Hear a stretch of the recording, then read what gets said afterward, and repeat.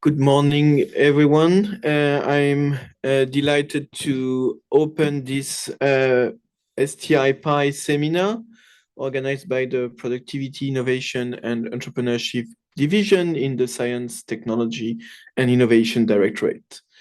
My name is Guy Lalanne. I'm the acting head of the Productivity, Innovation and Entrepreneurship Division. And today we are honored to have Rhona Smith. She will focus on the topic reconciling industrial policy and competition policy. And Rhona is a senior lecturer at the economics department of the University of Melbourne. She was a commissioner with the Australian Competition and Consumer Commission. She was also a member of the federal government's Copyright Law Reform Committee and is currently a member of the Copyright Tribunal and a lay member of the High Court of New Zealand. Rhona has also acted as an expert witness in a number of trade practices cases, has advised firms in relation to trade practices issues, and provides training in relation to the economics of trade practices. And today, Rhona will be discussing the growing use of industrial policy around the world, including in Australia, with the recent Future Made in Australia plan. She will also discuss the potential conflicts between competition and industrial policies and how they can be resolved. Before we begin, I would like to remind everyone of a few housekeeping rules. This is a hybrid seminar, so for those in the room, if you wish to ask a question, you can use your microphones. And for virtual participants, you are welcome to ask questions through either the Q&A feature in Zoom or in the chat. And should you wish to speak, you may raise your hand and Shai will assist you in enabling your microphone. Before handing the floor to Rhona, I'm pleased to invite Hilary Halim, Counselor for Industry, Science and Resources covering Europe, the OECD and the United Kingdom at the Australian Department of Foreign Affairs and Trade, to deliver some opening remarks. Hilary, the floor is yours.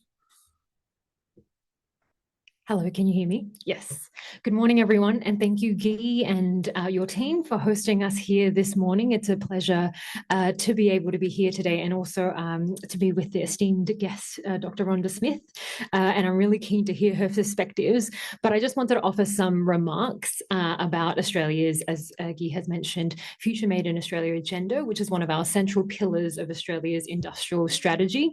It was announced by the Australian Prime Minister on the 10th of April last year, and the Future Made in Australia agenda is the Australian government's plan to enable Australia to capitalise on the economic and industrial opportunities with the global move to net zero, as well as aligning our national security and economic interests in a shifting geopolitical landscape. And we've seen two major shifts in the global economy over the last decade. The first being the global transition to net zero, and as well as the heightened geostrategic competition caused by increasing tensions and insecurity of supply chains. So these factors are changing the value of countries' natural endowments, they're disrupting trade patterns, they're creating new markets, requiring heightened adaptability and rewarding innovation. So with the Future Made in Australia agenda, it recognises Australia's genuine advantages and also recognises that the future growth prospects in Australia lie at the intersection of our industrial, our resources, our skills and energy bases, as well as being an attractive investment destination, so that we can secure Australia's place in this global changing environment.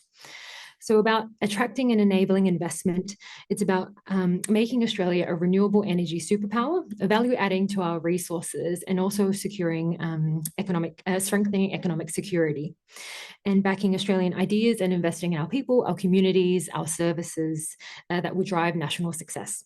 So very briefly, this agenda is backed by a clear policy framework that is set out in legislation called the Future Made in Australia Act of 2024.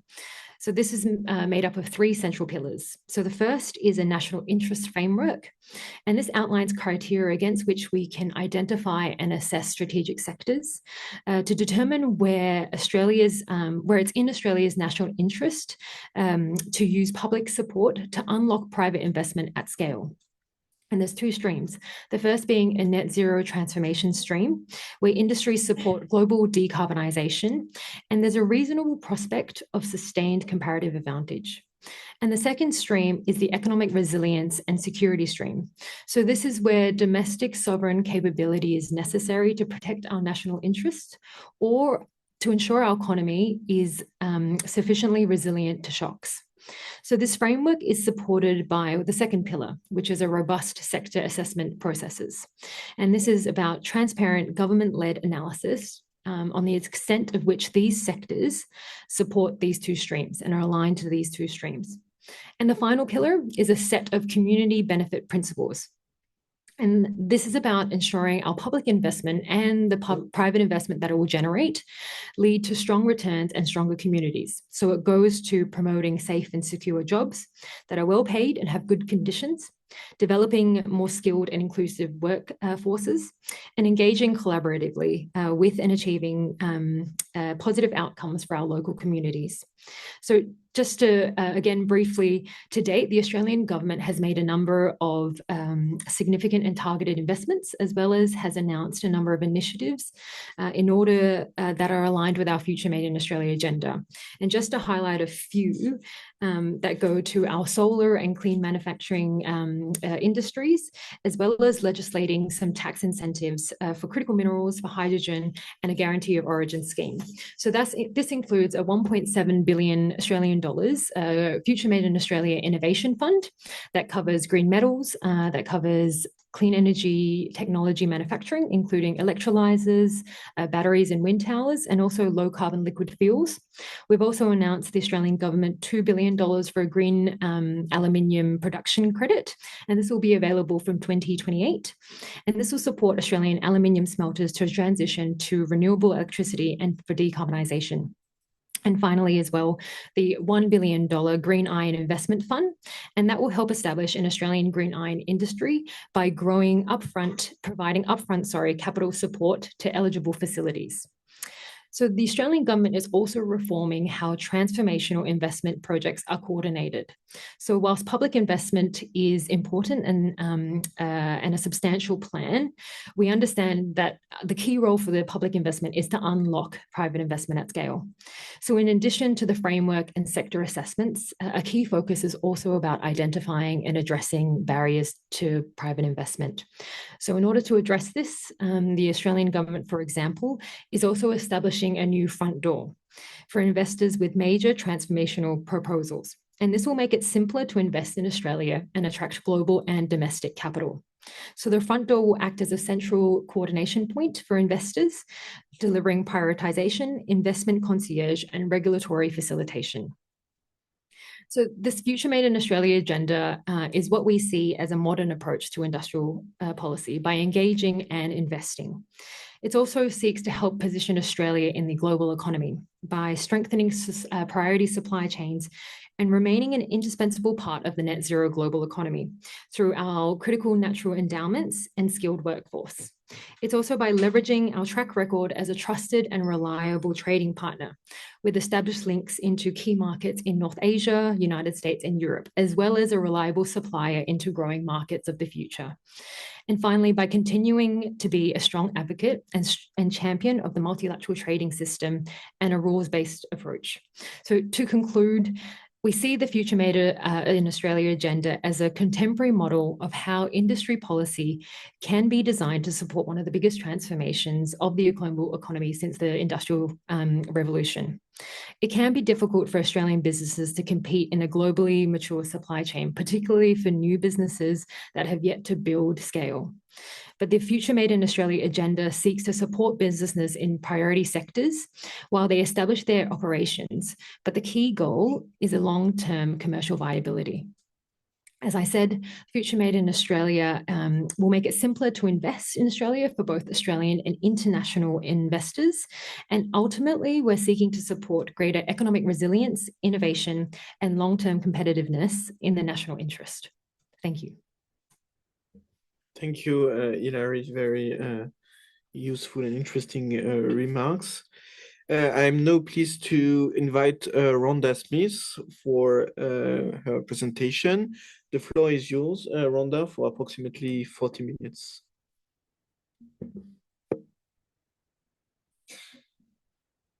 Thank you, Guy. Good morning, everyone. And I can only say how delighted I am to be here.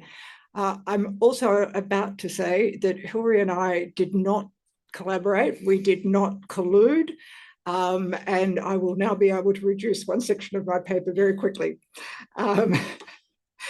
The project that I'm talking about this morning is one that I'm engaged with Professor Deborah Healy from the University of New South Wales. And I want to stress it's a project that really is very much at the beginning of the whole thing. And so I'm hoping that what I'm going to get this morning is lots of feedback saying, you can't do that. Here's the reason why you can't do it. Or have you thought of the problem that arises here? So I'm not sure how much I'm going to give you, but I'm certainly hoping to get some feedback from you. The aim of the project is to provide a practical solution to the problem of conflicting policies. So on the one hand, we have industrial policy, and I'm going to stop at that point and divert. I will probably end up saying industry policy rather than industrial policy. That's the difference as far as Australia is concerned. Industrial policy for us actually means labour market policy. So if I start talking about industry policy, you know that I'm actually talking about what you refer to as industrial policy. So it's the potential conflict where industrial policy has a particular objective. Ultimately, that objective is increased welfare. On the other hand, we have competition policy, and some of the outcomes from industrial policy are likely to raise competition issues. And so the question is, how do we prioritise? What is the basis?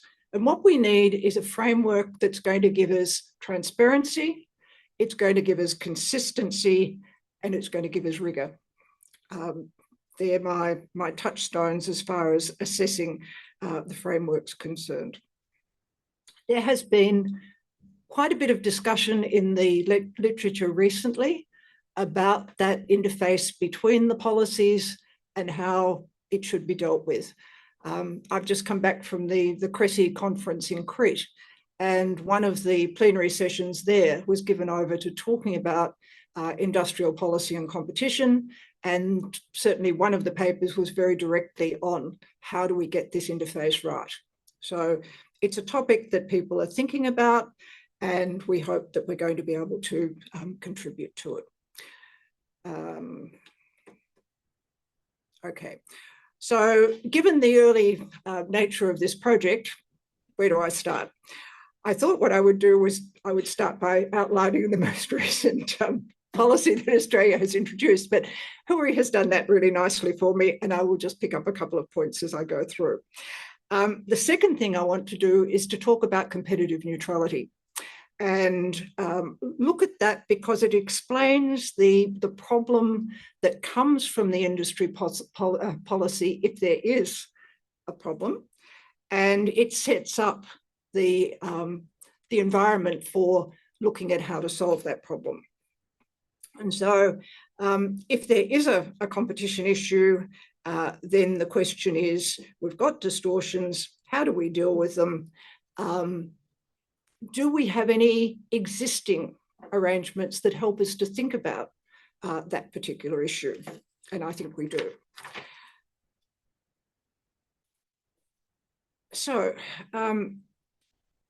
if we had looked at Australia in the 1980s, and unfortunately, or fortunately, I'm at a stage where I can really remember the 1980s, and I look around the room and I suspect there are a few people here who probably weren't even born in the 1980s, but never mind. Australia had an absolute plethora of industrial policies, many of them directed towards protecting domestic manufacturing industry from imports. Fast forward to the end of the 80s, and you see a really dramatic change in the approach, partly because we had a prime minister who said, we're going to get rid of tariffs. And basically, he made the speech and presented the policy in about 1989, and the decision was that we would be free of tariffs by the end of the century. That didn't actually happen, and the reason it didn't happen in part was because, of course, we had a recession, and taking away tariff protection during a recession is probably not a good political idea. So it didn't happen, but we did move as part of our process of microeconomic reform towards that very low level of tariffs and then removal of tariffs. So industry policy is not flavour of the month. We've got to the period of the mid-90s when competition is very much the focus. And we'll come back to talk a little bit about that as we go through. So where we are at the moment, if we look at the Commonwealth budget, then budgetary outlays on assistance in the early 2000s were 3.6 billion, and they've increased gradually to about 15 billion in 2023. I probably should have provided another point of context for that, which is that Australia is a small country. 15 billion is quite a sizable amount by Australian standards. It sometimes takes a little bit to get your head into the perspective of different jurisdictions and the level at which they operate. The largest category for assistance is research and development, and that's followed by various forms of assistance to small business. We run the whole gamut, of course, of forms of assistance. We've got subsidies, we've got tax concessions, we've got tax credits, we've got budget spending on favoured sectors, we've got concessional finance, and of course, we've got local content schemes. So a full range of different forms of protection. And that gets us to the Future Made in Australia policy, which, as Hilary said, was announced in the Commonwealth budget in 2024. There's an allocation of 23 billion for this project over 10 years. So we're talking about 23 billion over 10 years compared with more or less the current outlay of 15 billion. So it's not insignificant, but it's also not a huge amount. And the point that Hilary made towards the end, which I think is a really important point, is that the investment in, sorry, I have a bad habit of forgetting to change the slides. Guy, you could nudge me if I continue to forget. My students usually nudge me for the same reason. An important point about it is that the project is designed to facilitate. So the primary focus is on having investment by the private sector. The Future Made in Australia policy is to play a supporting role in making it happen. And we'll come back to that towards the end. The stated objective of the policy is modernisation and diversification of the industrial base, but in a particular direction, as you would have picked up. The justification for the policy, market failures. So the obvious market failures, negative externalities from more emission-intensive production methods, where those emissions are not being put into the pricing mechanism. The situation where private firms fail to appropriately price in the required level of economic resilience and security in critical sectors, and the experience during the pandemic, for example, and immediately after the pandemic, really highlighted the fact that Australia is a long way away from a lot of its supply chain, or the beginning of its supply chain. So again, a concern about the level of resilience and security as far as the economy is concerned. And then the other, we've got two negative externalities, if you like. We've got a positive externality that needed to be addressed in terms of technologies from nascent activities, and the fact that there is a learning process involved in that, the costs incurred by those who undertake the learning process, but that becomes available, of course, to others further down the track. And so, again, if you don't manage to internalise that or deal with it in some way, you get underinvestment in the supply of the technology. As Hilary mentioned, two high-level streams for support, and they are the transition to net zero and also the economic resilience and security. Hilary was a little bit more confident than I am about the way in which those two areas were chosen. Now, there is definitely in the paper produced by government reference to Australia's natural resources, there's reference to our skilled workforce, and there's a mention of long-term comparative advantage. But it does seem to me that we can identify a couple of critical areas within our economy, and they are the climate change and therefore the need for net zero emissions, and the experience that we had when supply chains were being disrupted. So I'm not really sure that you need to justify any further than that to say, we've got some problems, we need to look at how we deal with them. That gives us two areas that we're looking at how industrial policy might help us.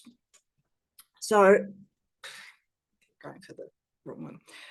One of the things that I think is distinctive about this, and Hilary did mention it, without naming it, I think, was that we have something embedded into this process called the National Interest Framework.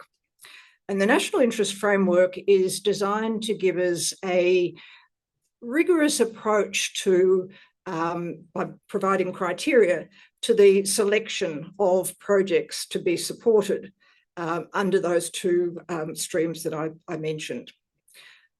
We can see on the slide, you can probably see better than I can, the criteria that have been set up for stream one.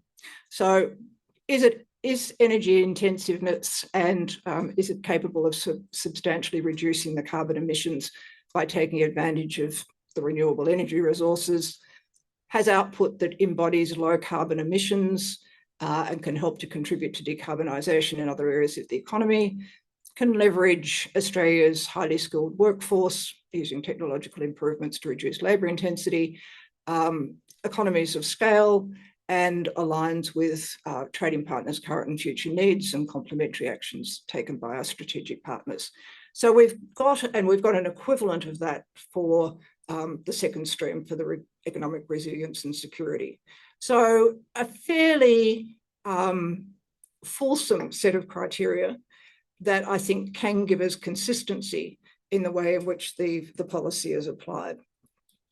I'm not going to go through the list of, there's 5 industries which have been supported to date, and Hilary has mentioned those, so we don't need to go back to them any further. Given what I'm interested in, my approach is not to critique the Future Made in Australia policy. I'm actually just going to take that as given, at least for the time being. But there are a couple of comments that I do want to make about it. And the first one of these is that the projects that are to be assisted are going to be reviewed on a regular basis. The policy talks about flexibility, but it's actually review to see how they're performing. And presumably this provides an exit strategy for policies for projects that don't actually deliver what has been anticipated. And I think that's a really important element, because one of the criticisms of traditional industrial policy is the fact that they're extremely costly if they don't work. They're costly, but they're extremely costly if they don't work. The second thing that I would say about it is that, and Hilary did mention this, is that it's not a standalone policy. It's a policy that is linked to other policies which are designed to facilitate further that investment by the private sector in these businesses. And I think that's a really important element of the policy itself. It's not the government stepping in and doing things. It is actually the private sector, but the government making sure that the private sector can do it in a reasonable environment. If we think about the policy itself, it seems fairly likely that it will have some distortionary effects on markets. It won't be competitively neutral. Oh, sorry, thank you. If we take an example, and this is a hypothetical example rather than an actual example, some emissions reduction businesses will receive support, and that will reduce their costs. Let's assume the support is in the form of a subsidy, just for the sake of argument. So some will receive subsidy, some will not. We've now got a skewing of competition. Those that were efficient, able to compete effectively prior to the policy, now can't. So what are the consequences of that? The consequences are that those firms that are disadvantaged are going to have to respond. They can respond by finding ways of cutting their costs. And we, under normal circumstances, say that's a really good thing. Firms should be looking in competitive markets, that's exactly what they do, or looking for ways to add value. But here we're saying we've got an efficient firm, and now we're imposing an extra requirement on them. It may be that they're going to have to finance that by going to the financial markets. They're going to be disadvantaged in going to the financial markets because the financial markets will know that there's somebody here whose cost structure has been altered by the grant that they've received. It may be that this is going to drive mergers between the remaining firms. How do you cut your costs? One way of doing it is to increase scale. And so we may well see an increase in market concentration. That may or may not be something that attracts competition concerns. But what I'm illustrating, and you can say, oh, but that's not going to happen. In certain circumstances, some of this may happen. And what it does is it shows you that there's a skewing of the competition effects. So the first thing that we need to start thinking about in terms of how to deal with the interface is to think about the competitive neutrality requirements. And I thought I might spend a few minutes just talking a little bit about Australia's competitive neutrality policy. Some of you may know lots about it, others of you probably may not. So if we go back to the early 1990s in Australia, there were lots of economic problems. We had high unemployment, we had high inflation, we had significant balance of payments problems. And the normal macro weapons that we use were not particularly successful. And so the government was looking for additional things that could be used to improve things. And it lighted on national competition policy. So it set up a root and branch review of the existing arrangements known as the Hilmer inquiry. And one of the areas in which Hilmer recommended change was that it recommended that the government's impact on competition should be looked at, should be part of the process of competition. And so it recommended, first of all, that government businesses should be fully exposed to competition law, to those provisions that restricted anti-competitive conduct, and that there should be the introduction of a competitive neutrality policy. That policy was intended to cover all government activity. In fact, it ended up only covering government businesses and government-related businesses. I can't tell you why that happened. I do know that life in Australia in these sorts of areas is complicated by the fact that we have states who have certain powers under the Constitution, and we have the Commonwealth that has other powers under the Constitution, and getting the two of them to mesh together sometimes is hard work. And we did have an agreement between the states as to compliance with a national competition policy. And I suspect somewhere in there, we lost the coverage of government policy under the competitive neutrality provisions. The second thing that I can say about competitive neutrality is that it's net neutrality. In other words, there are advantages that businesses that are owned or related to government get from that relationship, but there are also additional responsibilities that they often get. And you might immediately think, okay, yes, community obligations, but other things like a higher standard that they are required to meet. So recognizing this, it was a case of we'll balance them. We'll look at net competitive neutrality. And the third thing is that the competitive neutrality provisions are a policy. They're not legislation. So they don't sit in the competition law as the state aid provisions, for example, sit in the EU. So there are no penalties for not being competitively neutral. Basically, all that happens is that if there's a finding that something's not competitively neutral, the party concerned is told to fix it. They might decide to fix it straight away. They might decide to fix it sometime down the track. They might not fix it at all. There is no guarantee as to what will happen. And to some extent, that's forced people back onto private litigation based on anti-competitive conduct, and it has not been particularly successful.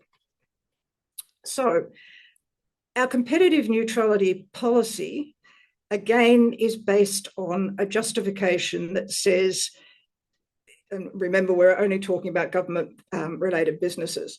It's talking about a situation where government-related businesses get a competitive advantage relative to efficient non-government or private sector businesses, and the potential for that to either reduce the competitive constraint on the government-owned business or for the government-owned business to actually drive the privately owned businesses out of the market. So a concern there. Similarly, we've got a problem if in fact these favoured government-related businesses provide inputs into a whole range of other activities within the economy. Think, for example, government businesses or government-related businesses operating in the electricity area. Everybody uses electricity to produce. So basically you flow on the effects of understating the cost of the resources that you're using in those businesses. And then add another dimension to that, which is what happens when you export these products. And then you have a similar adverse effect on the markets of the importing countries. So competitive neutrality is an important component of a competition policy. How do we go about implementing a competitive neutrality policy? Well, the OECD has actually produced a toolkit, which came out in September last year, very detailed and explanations of how to do it, and lots of background information. So if you're interested, that's a good place to go. As far as Australia was concerned, because we're focused on government businesses, what we did was we set up a process where we look at the taxation system. So government-owned and related businesses are expected to have the same tax structures as private sector businesses. Same debt arrangements.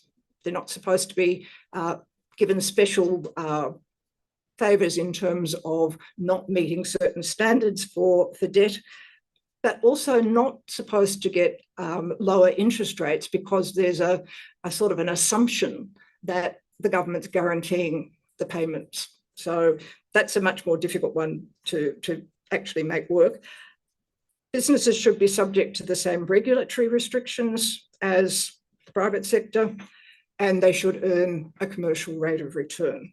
So that is basically the way in which we would go about vetting a government business activity to make sure that it was competitively neutral.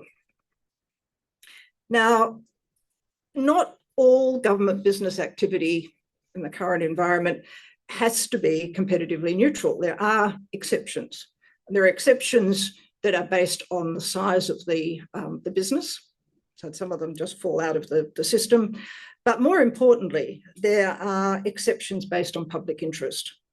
And the public interest is defined as the laws and policies relating to the environment, social welfare and equity, laws and policies relating to matters such as occupational health and safety, industrial relations, access and equity. Also economic and regional development, including employment and investment growth, and the interests of consumers generally, or as a class of consumers, the competitiveness of Australian businesses and efficient resource allocation. And by the time you get to the end of that, you think, where did I start? So there are a whole range of things that can be looked at in order to say, I don't need to be competitively neutral with my business. What doesn't appear in there is a genuine comparison or a general recognition of what may be happening in terms of competition. It talks about competitiveness, but competitiveness and competition are not the same thing. In fact, it's more of a comparative advantage type comment. Efficient resource allocation, yes, that does connect it back to competition policy. So moving on and providing you with an example of how this all works or doesn't work. NBNco, the National Broadband Network Company, which immediately became NBNco, was established in 2009 as a GBE. And its purpose was to design, build and operate a wholesale broadband network for Australia. You might ask the question, why? Why did we need a government business enterprise to do this? Well, first of all, we had significant market structural problems in telecoms that were going to have long-term effects on industry and the economy. Secondly, we're talking about 2009, the global financial crisis, 2008, made it difficult for the private sector to raise capital to provide the necessary networks that we were needing. There was a lack of competition in the regional broadband services. Remember, Australia is one of those great big countries with cities dotted around the outside, but a spattering of population across the interior. And it's not unreasonable to expect that they should have access to broadband services and at reasonable prices. And so this again was one of the concerns.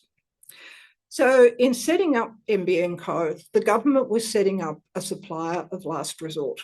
In other words, private sector was supposed to provide the broadband. If it didn't provide the broadband for whatever reason, then NBNco was going to be the supplier. 2020, so we're a long way on from 2009, we've got 3 companies that complain that NBNco is not operating in a competitively neutral way.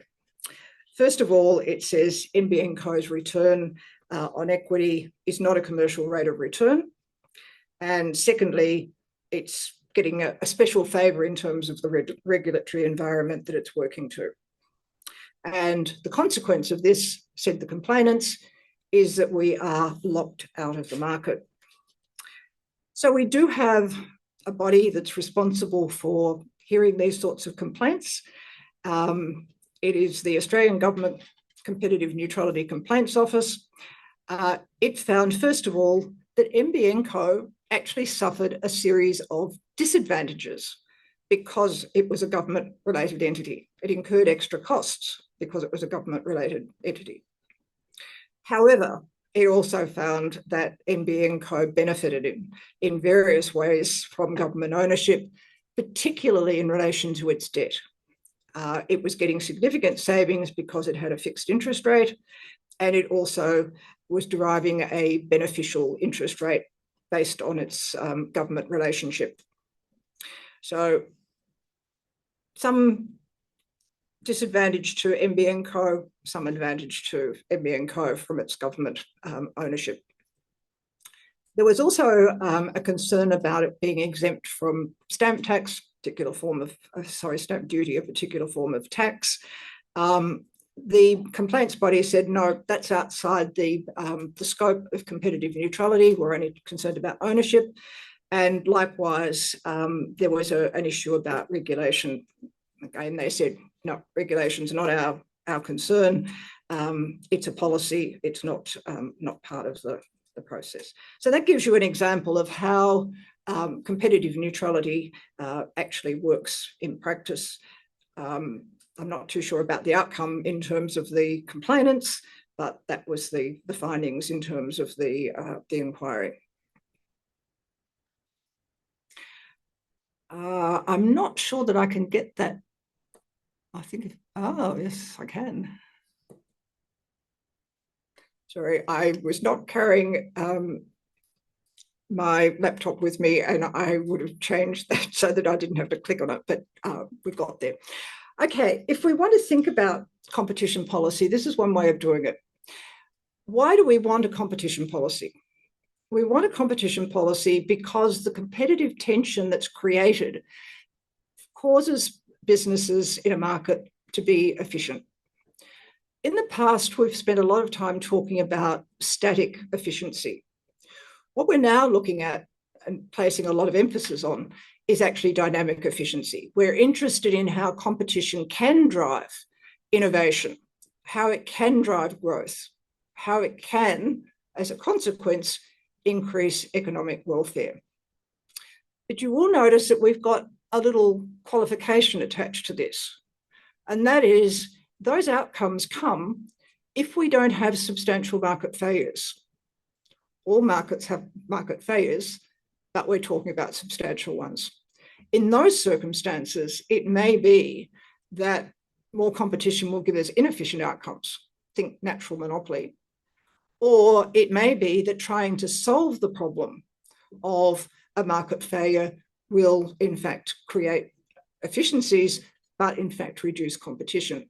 So it's not an unqualified comment, and we do have a process for providing those exemptions, which I will come back to in a moment. If we think about the Future Made in Australia policy, we might at this stage, how are we going for time? We might in fact think about emissions businesses, we might think about electricity. We have probably not a large number of hydro electricity businesses, but Tasmania as a state has its dominant supplier is Hydro Tasmania, and we do have the Snowy scheme, and we have, I think, another one which I can't quite recall the name of.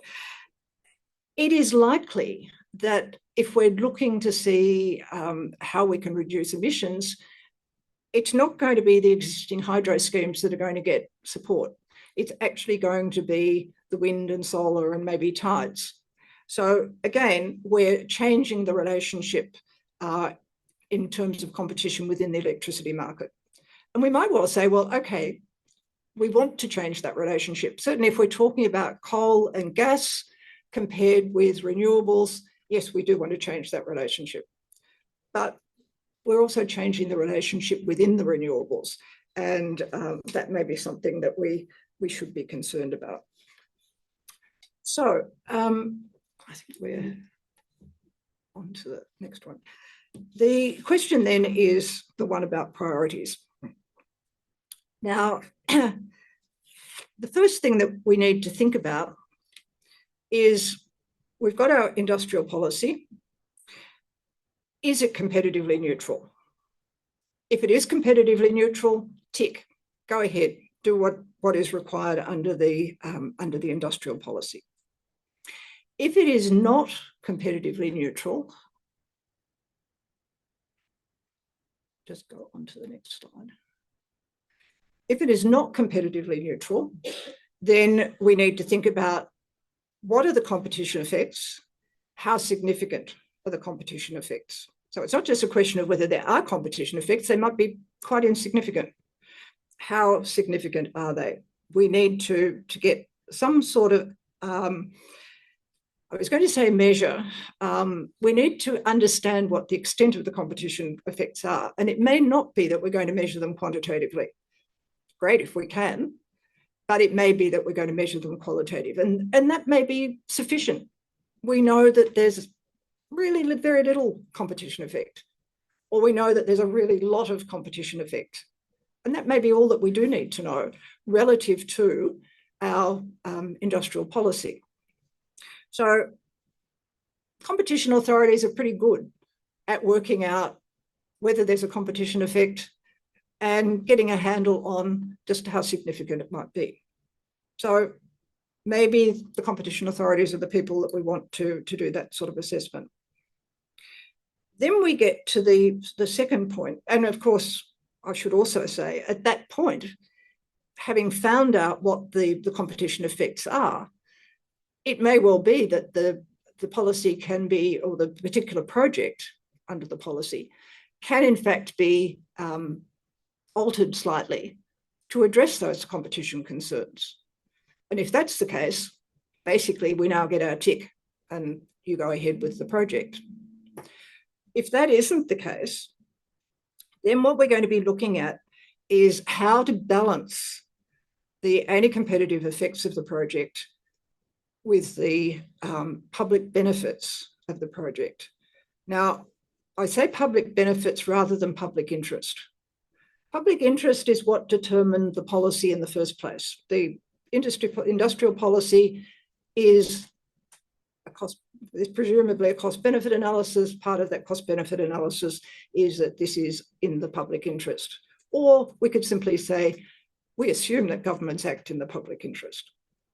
So it's not the public interest, it is the benefit to the public that comes from the policy. I'm going to digress for a minute and talk about the process that's used in Australia. Some of you may be familiar with it, the authorisation process.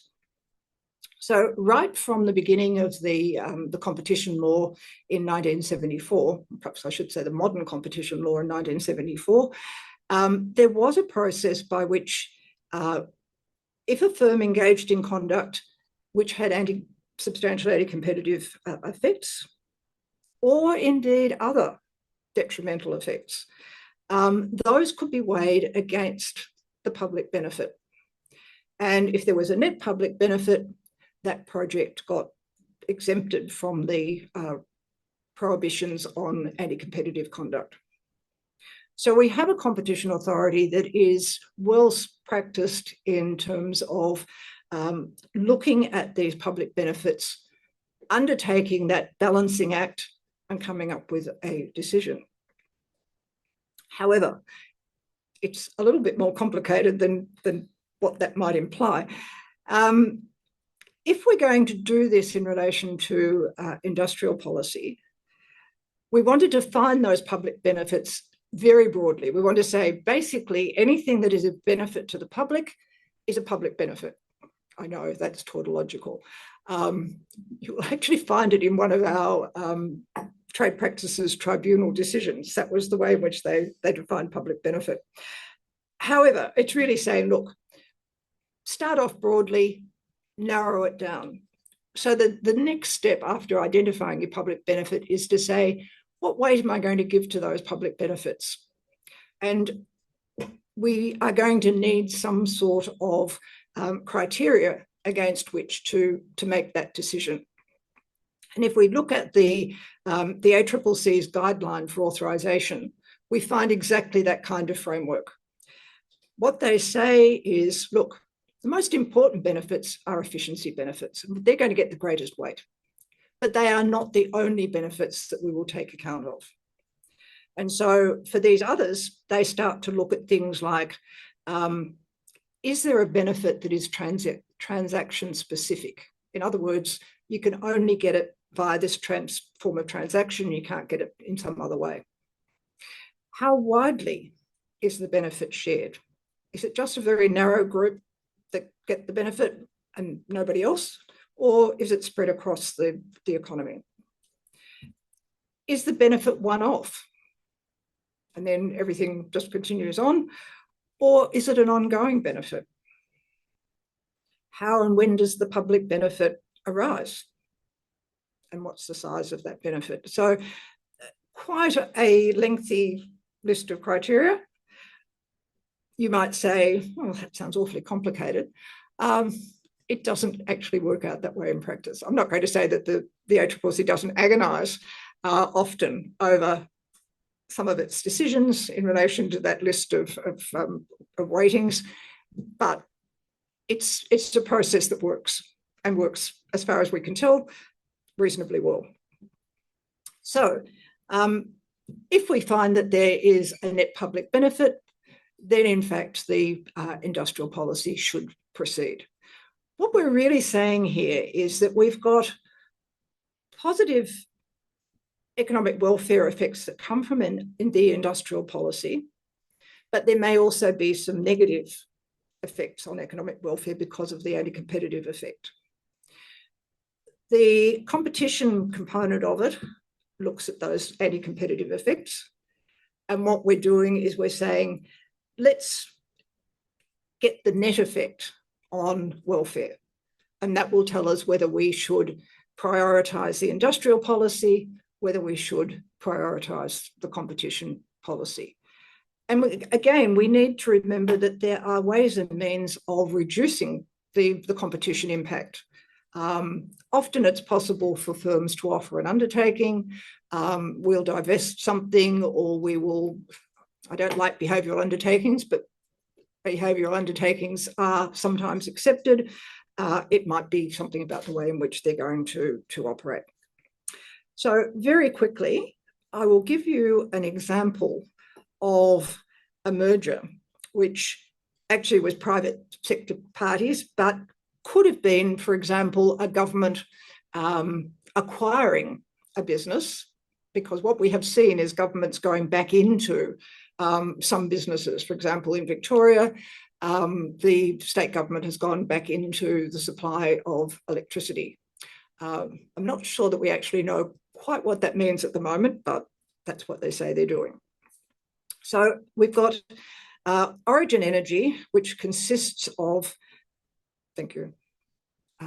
Yes, we've got a little bit of that. We've got Origin Energy, which consists of an energy business, electricity generation and electricity and gas retailing. And we've also got an integrated gas business, so two sort of types of business. Brookfield decides that it would like to acquire the energy business, and Oceania decides that it would like to acquire the gas business. So given our provision for authorisation, they come along, they presumably thought that there was a competition problem, come along to the ACCC and seek an authorisation. In the ACCC's response, the ACCC stated that the test in the circumstances involved weighing anti-competitive effects which may harm both consumers and economic efficiency of energy markets against likely environmental benefits to the public from increasing the speed and extent of Origin's transition to renewable energy sources and Australia's accelerated carbonisation. So really all about the benefits that you get from the response to climate change. The ACCC found that the merger did substantially lessen competition. It substantially lessened it in various electricity markets and also in relation to the wholesale supply of gas in Eastern Australia. So significant competition issue. In terms of the public benefit, the ACCC categorised the benefits that the parties were claiming as follows: acceleration of an additional renewable generation and storage build out in Australia, downward pressure on retail electricity prices, earlier and more cost-efficient access to new renewable technologies, development of the Australian renewables industry in the form of local supply chains and onshore manufacturing, leading to the development of Australian industries and an increase in direct and indirect employment, acceleration of behind-the-meter solutions. So the parties are claiming quite a raft of public benefits from the merger. The ACCC looks at this on a with and without basis. In the future, with the merger, what are we likely to see? In the future, without the merger, what are we likely to see? We can judge the benefit from the difference between the two. So the Commission says, look, absent the merger, Origin is likely to meet its energy transition requirements for 2030. It also says Brookfield was likely to make other investments in renewables, even if the proposal didn't go ahead. And it found that there was a risk that investment by the merged entity would actually have a crowding out effect on other forms of investment. So we get to the end of the process and the Commission says, look, I've got costs up here, I've got benefits down here. This is not going to get through on the public benefit test. And the parties say, okay, we will give you some undertakings that address the competition issues, which is what happened. And the merger was authorised. The merger did not actually proceed because circumstances had changed in the meantime, but that was the process.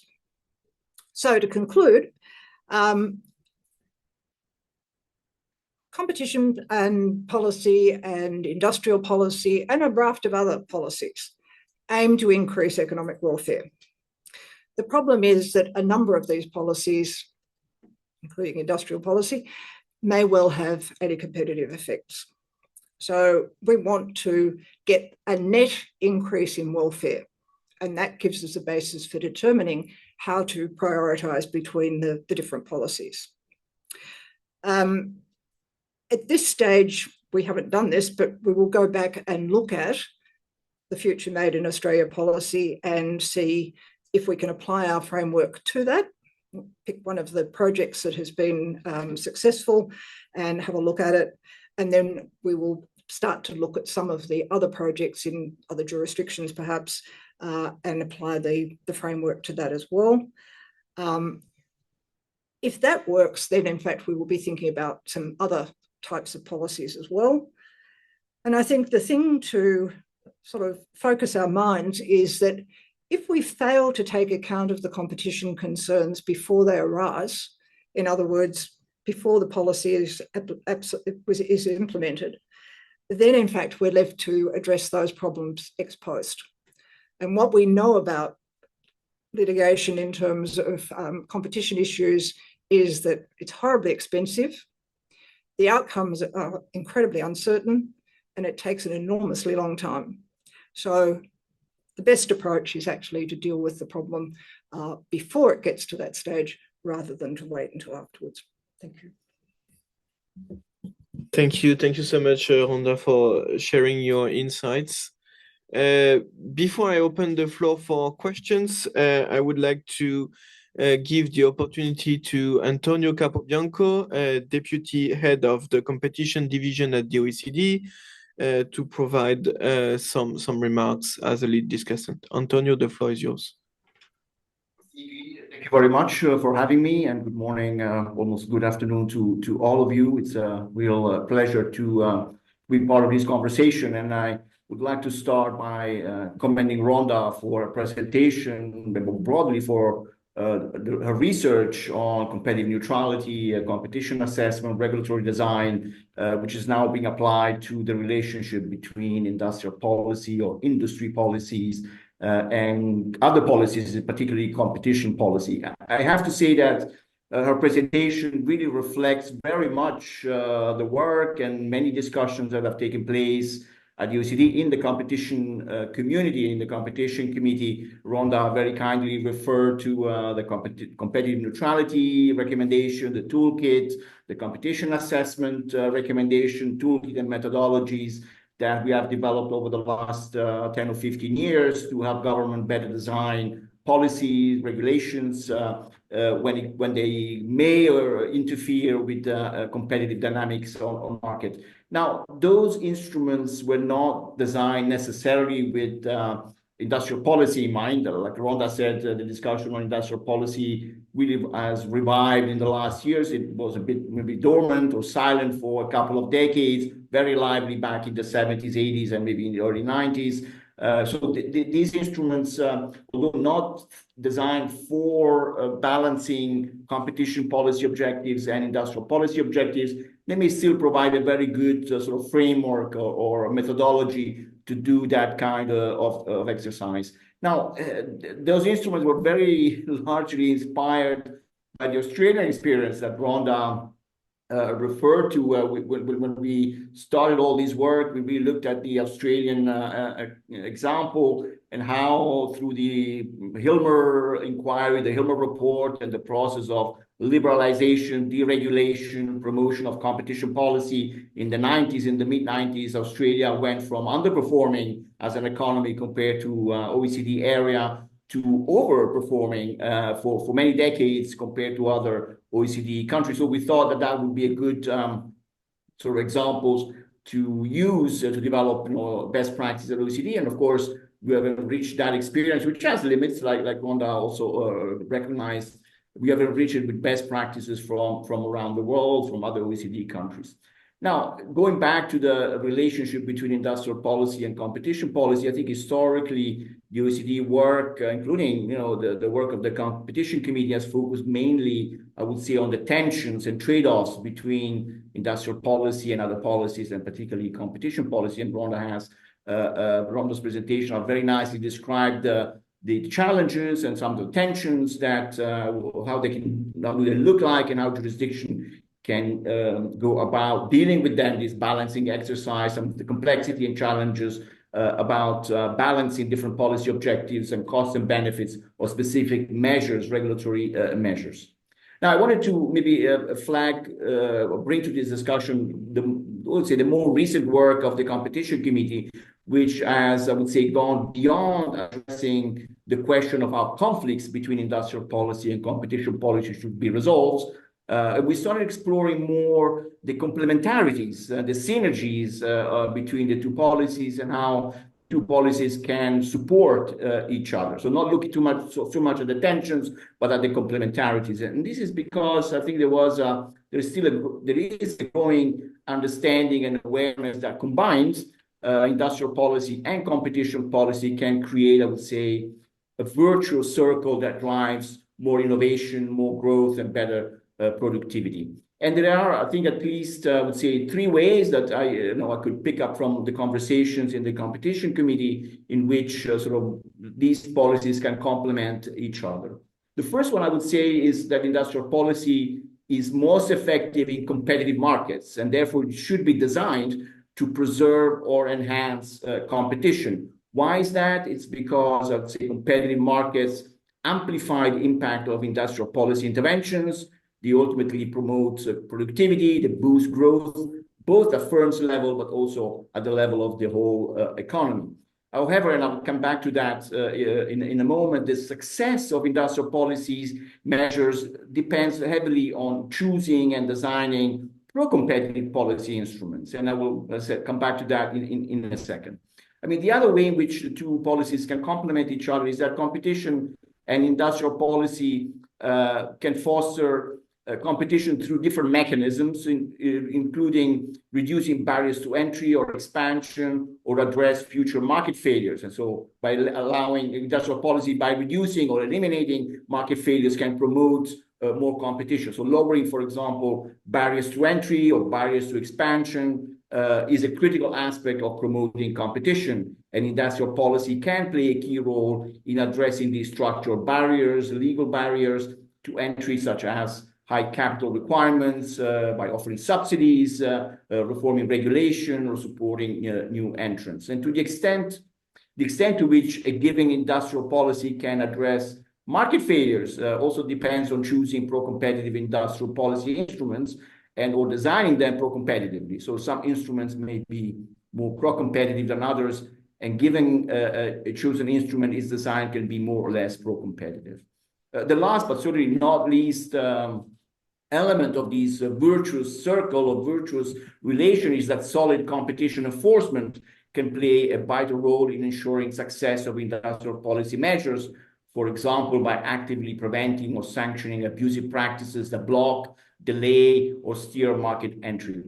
Why is that? I think it's because competition enforcement strengthens the dynamism and contestability of markets and provides a strong foundation for successful industrial policy implementation.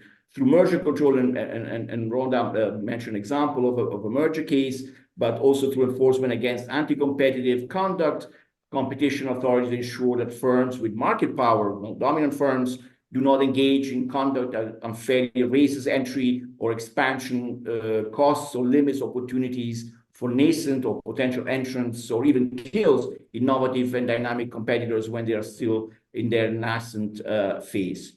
This combination of industrial policy and competition enforcement thus may create, I would say, a level playing field, going back to the competitive neutrality principles and overall principle, encouraging innovation and ensuring that established firms face ongoing competitive pressure.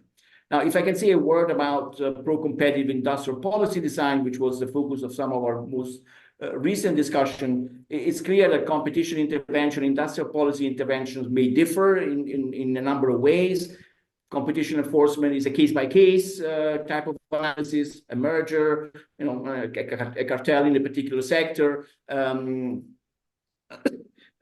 it's a case-by-case approach, and it has, I would say, a short-term or immediate effect. If you block a merger, you prevent prices to increase, or if you prevent a cartel from operating, that should immediately sort of provide benefits to consumers in terms of lower prices.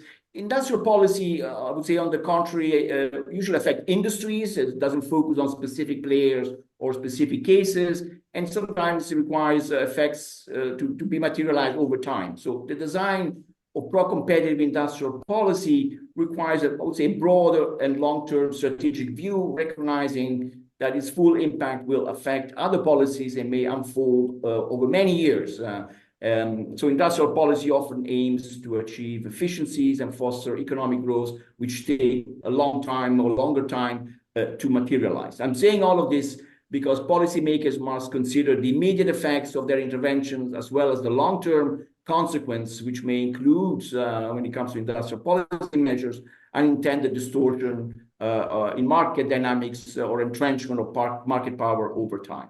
So how to mitigate these risks? I think policy should be designed with a, I would say, continuous monitoring and evaluation mechanism. You don't do this exercise once, you go back to it, 5 years down the road or several years down the road to see how the mechanism has worked and if it's still necessary.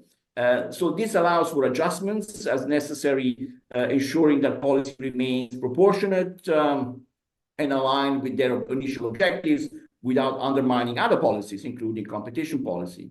And it's for this reason that industrial policy should also include clearly defined exit strategies or sunset clauses, ensuring that measures such as subsidies or preferential support measure are wound down once policy objectives are met. They don't sit there for unnecessary longer period of time.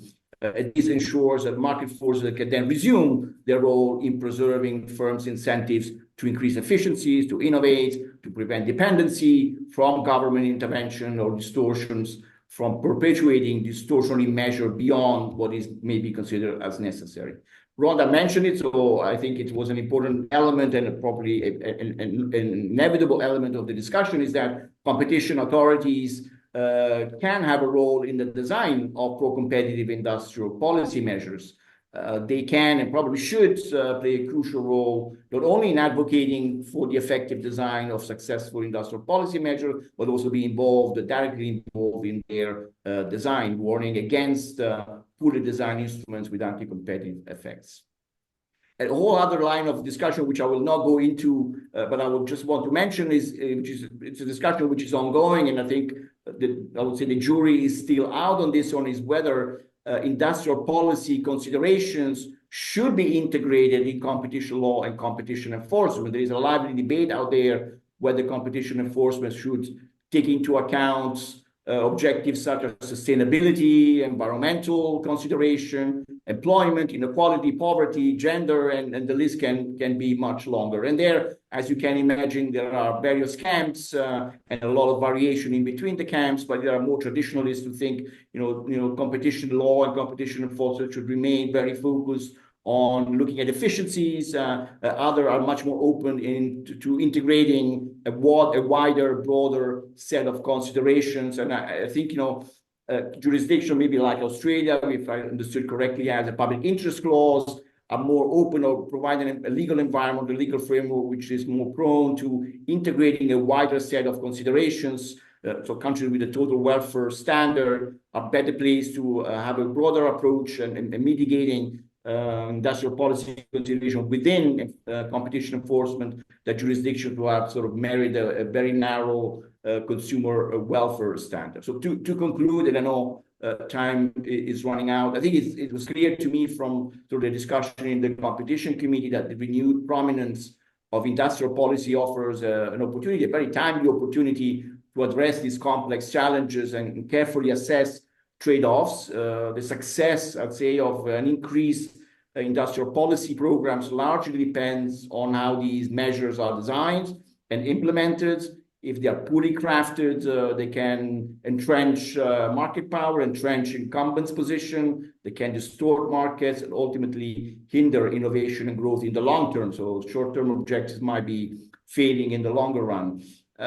Our committee has always argued that industrial policy and competition policy are compatible, not incompatible. So they are compatible and can they be mutually reinforcing each other. So they've been trying to explore that side of the discussion, because when grounded in competitive principles, industrial policy can correct market failures, can open bottlenecks, they can catalyze innovation and incentives to invest.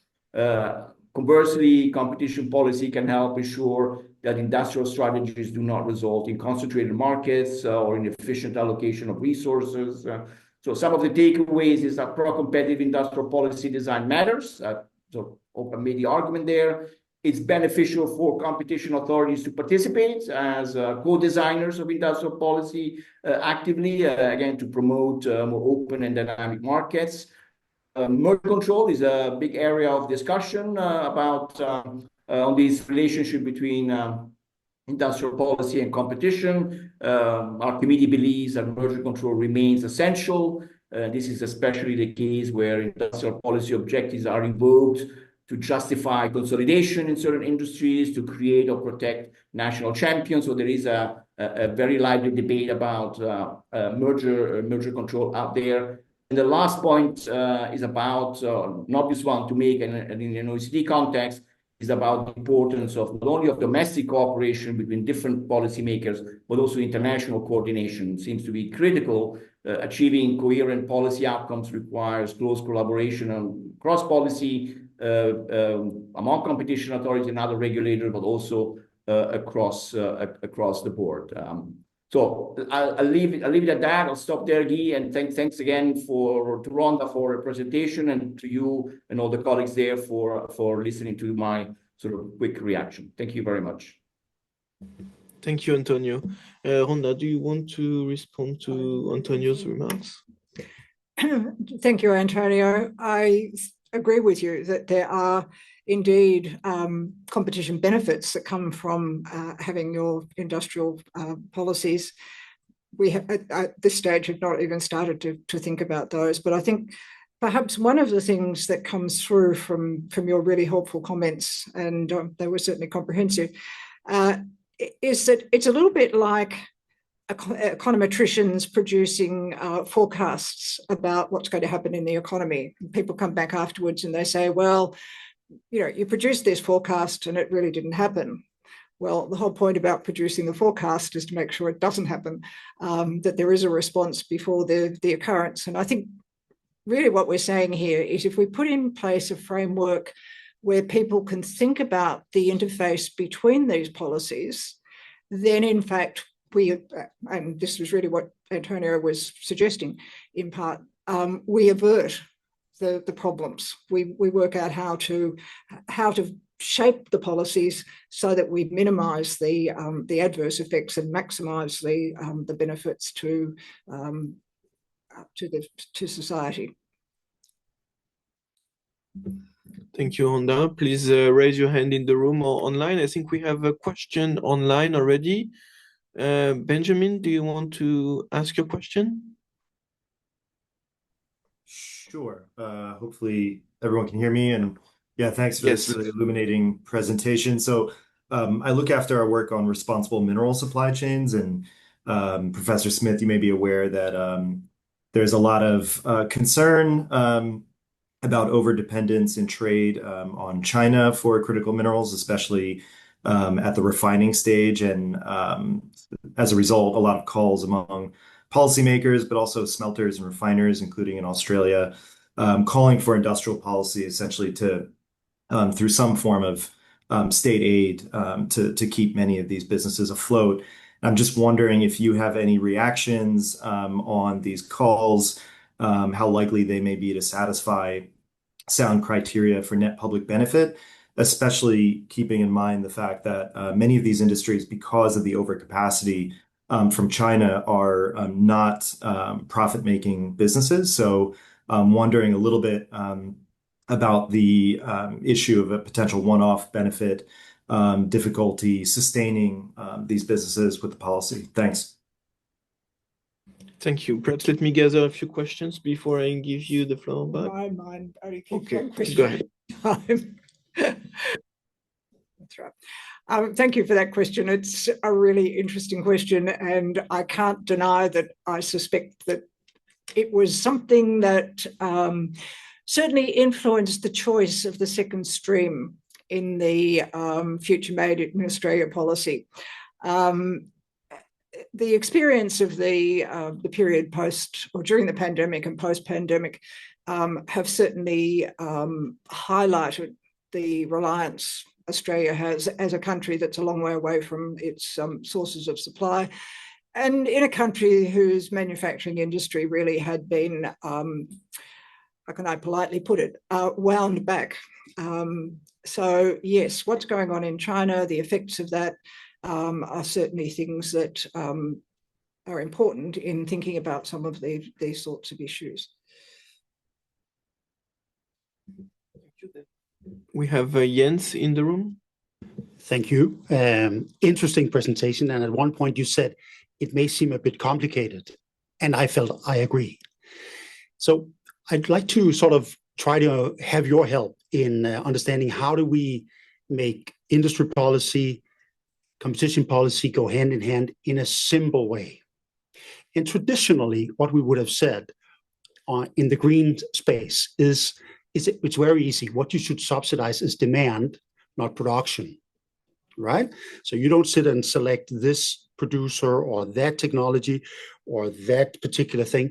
You're just from a government side saying, I want clean electricity and I'm going to pay some form of premium for that. I'm going to auction out some kind of purchase of green electricity for the grid. Now, we've got a little bit away from that because now China is there. They're subsidizing the supply side very focusedly. So if we just subsidize demand, we'll end up with Chinese solar panels on the roof, and we're being dependent on that. So I'm curious about where do you land that balance between subsidizing demand or supply in the green dimension in the Australian package, and what's your view on how to do that ideally in today's world? Okay, the short answer is I really haven't thought about it. I think you're right in saying that the emphasis should be on demand as far as possible, which is not to say that that still won't have some effects. It's going to shift the demand curve, so therefore it's going to have effects in terms of the equilibrium outcome of the whole thing.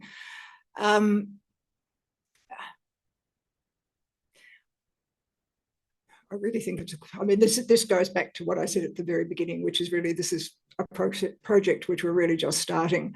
And I think it's the sort of area that we would want to be giving some thought to, because you're right. It's a case of saying, we've got something that's happening here. How are we going to assess it quickly in terms of how we're going to respond to the sorts of problems that come from the Chinese subsidization of their products. And it has to be something that's going to be timely, because one of the things about, if we look at competition law and the outcome of competition cases, none of that's timely. It takes a long time. So I think setting up frameworks where, yes, we may not have a framework that fits exactly for the particular problem that arises, but it fits more or less, and we can then tinker at the margins of the framework to make an assessment of what should happen and what responses we should have, I think is the way that we should be thinking about some of these things. We don't want to, I mean, it would be nice to have a one-size-fits-all solution. There isn't one. And so whatever we do, it's going to be case by case. But we want to do it case by case against a framework that at least gives some form of consistency. And I think then you start to peel back to get to the sorts of facts that you're talking about. Thank you. Then we have Professor Dekini online. Okay. Let me say at the beginning that I liked the presentation and the analysis. It was very clear. I have a couple of points to raise. The first one has to do with how easy is the measurement of benefits and costs, particularly on a public scale. As far as I know, these are very complex, let's say, concepts to measure quantitatively, and there is a rather broad range of error. So in addition to this, what is the time framework that the public subject should take in order to make this measurement? Is it the short, the medium, the long term? Because things can change over time. The other point has to do with international competition, but from a different angle from what was raised by previous speakers. They raised the point with respect to China, but we would say the same with respect to IRA that was launched by President Biden. Now, in the case of Europe, we have an interesting case when it came to allowing the merger of a certain division of Alstom, the French Alstom, with the German Siemens. And the answer given by the antitrust was negative. Now, this is going to impinge on the ability of a government to create large enterprises that can compete on a world scenery. So my question is to what extent this framework that you apply can take this particular case on board? Thank you very much. Thank you for that. I think you raised two really valid points. First of all, in relation to information, I would go back to the experience that the ACCC has had with its authorisation process, and it has provisions that enable it to require people to provide it with the necessary information. And apart from that, if you want authorisation and you don't supply the information to the Commission, you're certainly not going to get the exemption that you're looking for. So I think it's not unreasonable to think that we could expect the parties that are involved in these sorts of projects to be prepared to provide that information to the Commission. Does it need to be quantitative information? It would be extremely helpful if it were, but I think we're not in the territory of minutely measuring things. I think what we're saying is we want to get a feel about the relative effects of, on the one hand, the anti-competitive effects, and on the other hand, the public benefits. If they are finely balanced, if the feel is that they're finely balanced, then yes, you have a problem. And that may be the circumstance in which you resort to saying, look, can you slightly reshape what you're doing in order to reduce the competition effect? That will get it across the line. So I'm not so concerned about how long it's going to take to get information and process it, and particularly do so in a quantitative way, because I'm not sure that that's really necessary. So that's my response to the first point. To the second point, which was the Alstom merger, I have to say I am aware of the Alstom merger. At this moment, I'm not on top of the detail of it, but I do understand that it was an issue about scale. And it may well be that that is a basis for saying we've got a substantial public benefit that comes from achieving that scale and the consequences of what that will give us. So I think it can be incorporated into the sort of framework that we've been talking about. Thank you. If I may, I have a follow-up question on what Professor Zecchini just mentioned.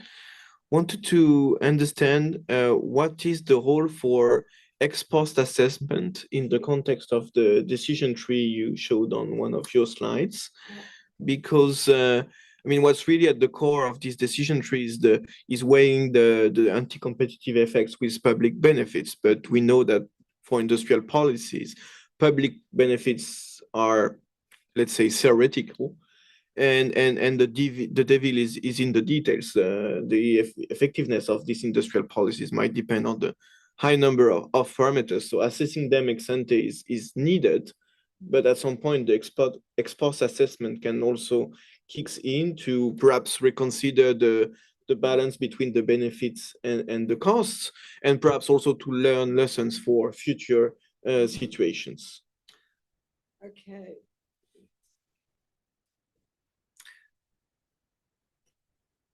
I think the issue of how you incorporate benefits that you have not foreseen further down the track, I think is an interesting one. I'm not quite sure. I mean, basically, that would involve going back and saying, look, you have failed to take. In fact, I guess where it would come in would be, you've got an administrative decision being made here. Administrative decisions are appealable. It could be dealt with at an appeal stage.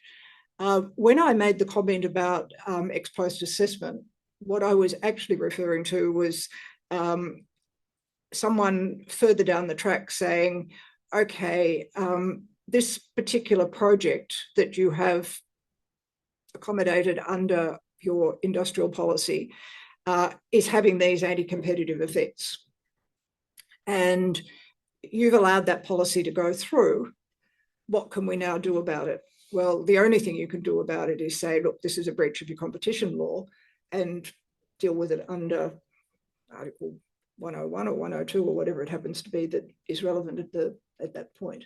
But you're making a quite different point. You're making a point about the inability to foresee the benefits, and that is always the problem. If you're looking, for example, at merger analysis, that is the problem. Can you foresee what the competition effects are? Well, here we're saying the opposite. We're saying, can you foresee the benefits that are going to come? Because we're not taking a short-term snapshot. We need to be looking at the long-term process. And I think that is where competition authorities have now moved to. I think there is this recognition that we're not looking at the short term, and we are looking at the longer term when we make decisions.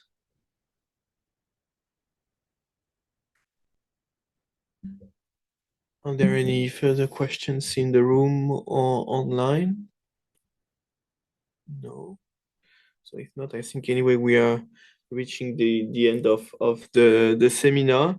Would like to seize this opportunity to express once again my gratitude to you, Rhonda, for your presentation, and I hope that the questions raised during the discussion have stimulated your reflection for the next steps of your project. I would also like to thank Hilary and Antonio for their welcome remarks and discussions. And I would like also to express my thanks to the audience for their participation and to Shai for having organized this seminar. We wish you all a very pleasant day, and we hope we will see you again for the next episode of this seminar in September. Thank you, everyone.